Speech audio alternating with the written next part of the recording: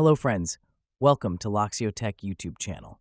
In this tutorial today, I will show you how to remove unwanted user accounts from a Windows 11 PC. It's a very simple procedure. Open the Run app, type the code netplwiz and hit enter. Here, you will get the User Accounts menu. Check the listed accounts. Any unwanted accounts found, select and click the Remove button to delete them. Here, I only have one admin account, so no need to remove accounts. From here, you can also add new users if you want. After removing the account, restart the system. It's finished. If you enjoyed this video, then please make sure to subscribe this channel for more tech and tutorials videos. Also make sure to hit the bell icon to get the future upload notifications. And leave a comment if you have any suggestions or doubts. Please share with your friends. Thanks for watching. I hope you had a good time. See you in the next video.